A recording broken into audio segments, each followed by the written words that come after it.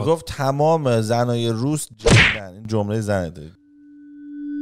سلام، برابکس یوتیوب، سوال اقتصادی هستم با باباش. امروز اومدم آقا میخوام راجع به چیزی صحبت کنم خیلی جالبه. من وقتی که دوست دختر داشتم، یه دختری داشتم نامزدم بود و خیلی هم با هم جدی شدیم از این حرفا دیگه. مثلا مام بابا اومدن خواستگاری و بعد با خانواده دختر صحبت کردن و همه این چیزا.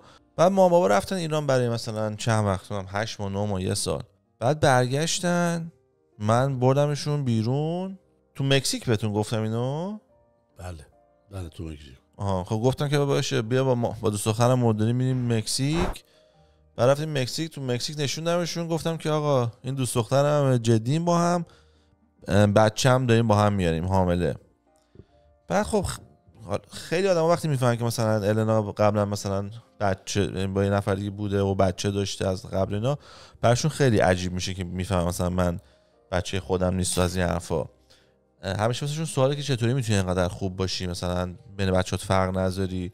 یا مثلا خونه دوستام که میمونم مثلا یه هفته دو هفته اونا میگم مثلا ما میبینیم بین بچه‌ات اصلا فرق نمیذاری، جفتشون رو یه جوری باشون صحبت میکنی فلان بسار. و خیلی هم براشون سواله که مثلا چطوری شماها تونستین با این راحت باشین که یه عروسی که مثلا از یه فرهنگ دیگه است، زبون دیگه است، شوهر داشته، بچه داشته، بعد شما می‌خواستین مثلا نگی می‌خواستین، دیدین من دارم با شماره A با دو خانم A دارم عروسی میخوام بکنم، بعد می‌بینی و B شده، بی حامله است. بعد همون لحظه که من بهت گفتم گفتی اوکی و ظرف چند دقیقه برگشت گفتی که من $50,000 بهتون کادو میدم برای عروسیتون. گفتی چون من برای اون نفر قبلی که می‌خواستی عروسی بگیری $50,000 قرار بود شما بذاری، $50,000 بابای اون که $100,000 پول عروسی بدیم.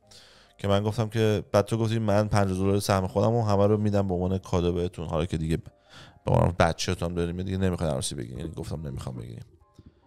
حالا اونم تو چجوری میتونستی با این همه چیز اولا راضی باشی؟ چطوری اوکی بودی؟ چی فکر می‌کردی؟ چی شد؟ خیلی دارم فکر کنم زندگیشون اتفاق براشون میفته و بد رفتار میکنن.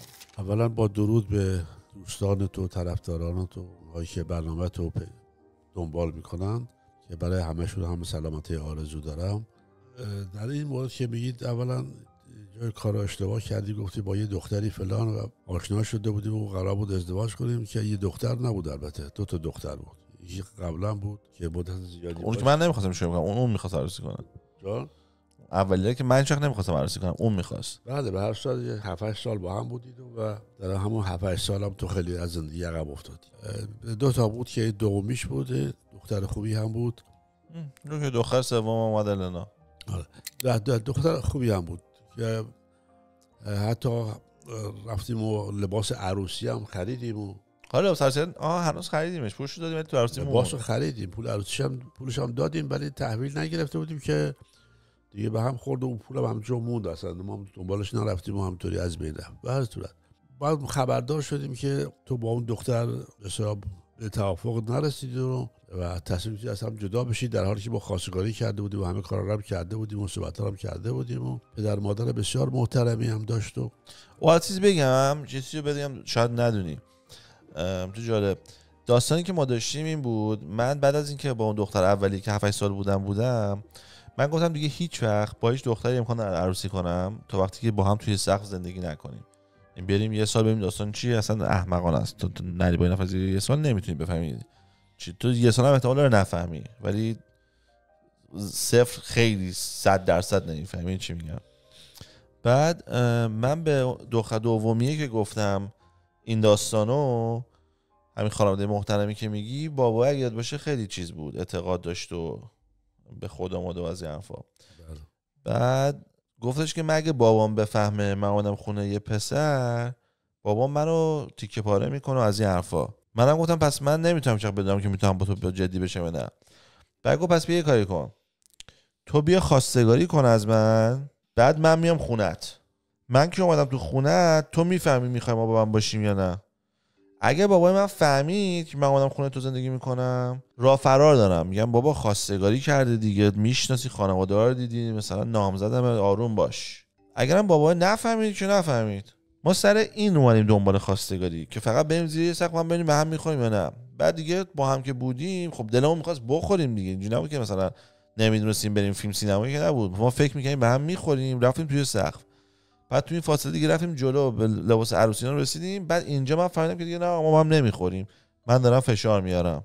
بعد از اون سفر فرانسه که رفتم خیلی ناراحت شدم. بعد اومدیم رفتیم کالیفرنیا پیش سارا که باش حرف زدم، سارا خیلی چشامو باز کرد که آقا مثلا تو نیستی دختره این حرفا رو میزنه، اینا رو میگه، این منطقی نیست مثلا این حرفا، شما هنوز عروسی نکردین این حرفا الان کساش خب مشکل خیلی شد. و سر این شد که ما اصلا خواستگاری کردم که فقط بتونیم زیر خونه با هم باشیم که ببینم به هم میخوریم یا نه.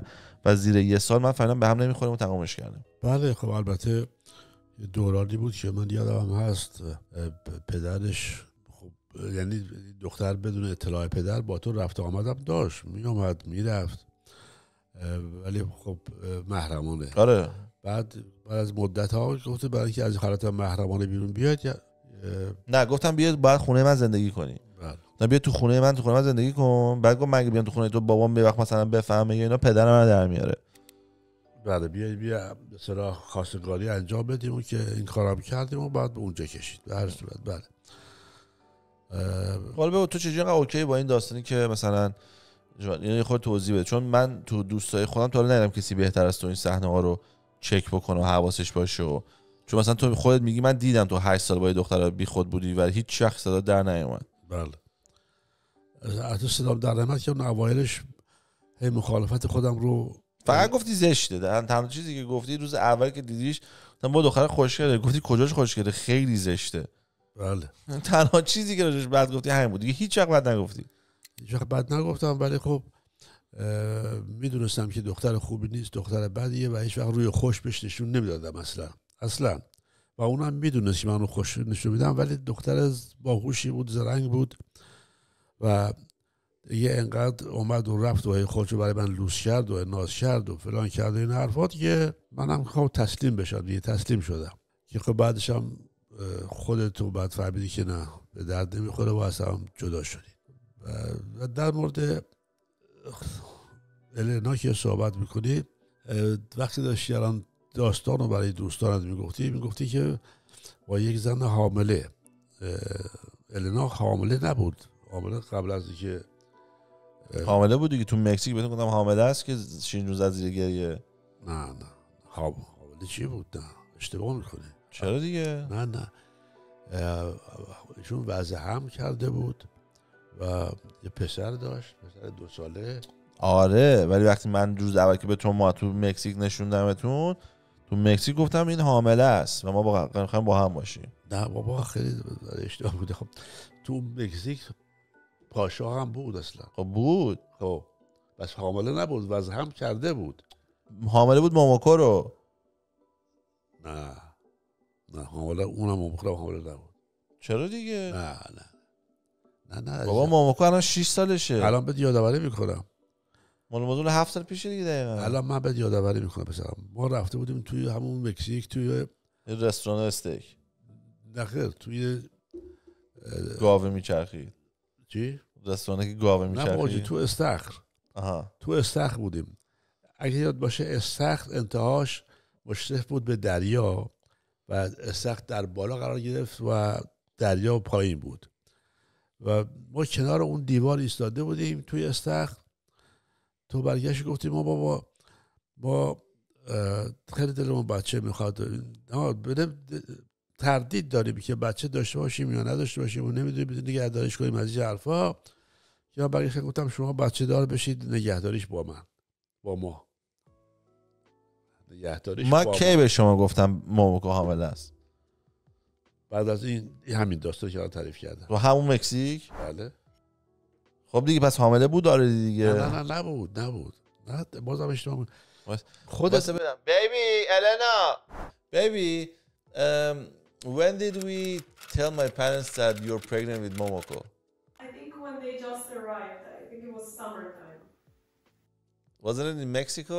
No, it was before Mexico. بله اشتباه میکنی، من مطمئنم. We told them and your mom cried. I remember my mom crying in a restaurant. No. میگه همینجا گفتی، همینجا شین رو زد دیگه. بله من اونجا گفتی که ما میخوایم بچه دار بشیم ولی میترسیم نتونیم بزرگش کنیم. گفتم که شما بچه دار بشید ما بزرگش میکنیم. که بعد 3 روز بعد یا چند روز بعد گفتیم بابا النا حامل شد.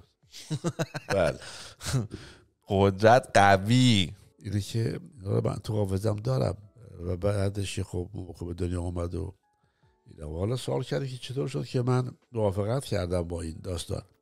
خب ما وقتی تو گفت با دخترم میخوایم بریم مکزیک، ما هم اومدیم مکزیک. خب تو همون مکزیک من چند جلسه چند روزی گذشت تا تو این موضوع مطرح کردی. ظرف اون چند روز من با این برخورد داشتم، میدیدمش، رفتارش، کردارش، صحبت کردنش، بلند شدنش، نشستنش و الی غیره. و خب پاشا پسرش رو که داشتش که موقع 2 سالش بود، خیلی شیرین بود. منم همیشه عاشق بچه ها بودم. با تمام مدت یادت باشه که شما میرفتی تئاتر، ما تو النا و با خانوم من با مامانت میرفتی تئاتر شبا و من با این پاشا میمودیم 2 نفره با هم میرفتیم تو محوطه، میگشتیم و گردش میکردیم و بازی میکردیم. این بود که در اون فاصله طبیعتا من با النا برخورد داشتم. یک مقداری من به دلیلش خب شغلی هم که در گذشته داشتم آدم شناس بودم، شناختم که این زن خوبی است و زنی است که به درد تو میخوره. چون من میدونستم که تو با هر دختری نمیتونی زندگی کنی، چرا که با 2 تا دختر آشنا شدی، 7 سال با یکیشون بودی و از 7 سال جدا شدی، با یکی هم چندین سال مثل بودی، یکی 3 سال بودی و بعد از 3 سال تازه فهمیدید که نه نمیتونید. این بود که من میدونستم که تو چه خصوصیاتی داری و چه کسی میتونه با تو زندگی بکنه.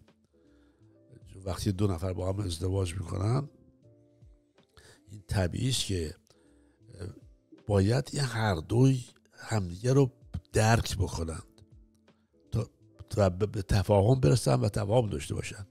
و من میدونستم با چه خانومی میتونی تفاهم داشته باشی و این رو در وجهه النا خوندم. و که گفتی خب چرا فکر یه بچه داره، خب باشه، یه خانومی بوده ازدواج کرده. آخه تو میگی خب باشه، بقیه اینجوری نیستن. این چجوری شده که تو به این خب باشه رسیدی؟ خب از نظر منطق اینو میگه. یه خانومی بوده ازدواج کرده، خب بعد از مدتی با شوهرش سازگار نبودن، سر همین بچه به اصطلاح با هم مخالفت داشتن، از شوهر جدا شده. شوهرش بچه نمیخواسته، نه بچه میخواسته، بچه دوی که میشن شوهر هنوز بچه رو نمیخواسته. بله، بعد جدا شدن اصلا. خب حالا جدا شدن، حالا یه خانومی است دیگه به اصطلاح مجرد و قائم به ذات حساب خود. متاسفانه کلمه عربیه که بعد دوست ندارم هیچ وقت به کار ببرم، ولی فارسیش نمیدونم چی میشه، که متکی به خودش میخواد دوباره شوهر دوم بکنه و خصوصیاتی هم داره که با اخلاق خصوصیات تو جور در بیاد. این میتونه تو رو خوشبخت بکنه و تو اونو خوشبخت بکنه. این بود که خیلی راحت تصمیم گرفتم که موافقت بکنم. و چی شیرین جون مامان یعنی زنت بهت قور نزد مثلا بیای خونه بگی آقا چه اتفاقی میفته؟ خانم چرا اصولا اون از اولش اصلا ندیده مخالف بود. که میگفت زنت خرابه چون فقط روسیه. خب نه یه جور که تو میگی نمیگفت، ولی خب اصلا مخالف بود. میگفت تمام زنای روس این جمله زنته. چجوری من نمیگم؟ ببینید کلمه رو دوست ندارم هیچ وقت به کار ببری، مجبورم کرد. آره، ولی که خب خانم من خود سطحی قضاوت میکنه.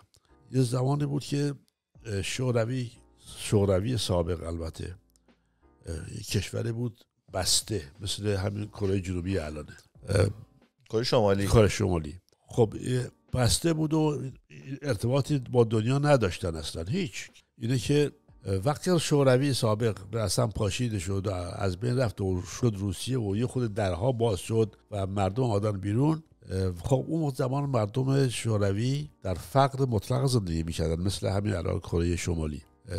در نتیجه دخترای آزاد شده و جوان وضع مالی خوبی هم توی مملکت خودشون داشتن، روان شدن به طرف کشورهای عربی به خصوص دبی و کشورها و خب طبیعتا یه مقداری خودفروشی میکردن و در نتیجه متاسفانه خیلی از ایرانی‌ها این قضاوت رو پیدا کردن که بس تمام دخترهای روسیه دیگه همه خرابن، که حالا 50 نفر یا 100 نفر آمدن اینجا شدن این کارو کردن. شما نمیشه اصلا از 1000 تا بیشتر گفت، حد اکثر 1000 تا، با 1000 تا روی چندین میلیون. میگه کلا یه نفر یه چینی میپیچه جلوت میگه همه چینی‌ها رانندگی بلد نیستن. 1000 تا که خیلی زیاده. حالا جالبه که چینی داره تو پیاده رو میره، خب چرا به خاطر اون سبز شده این فوش میده، چرا اومده از خونه بیرون؟ به تو چه پرونده، چرا اومده بیرون؟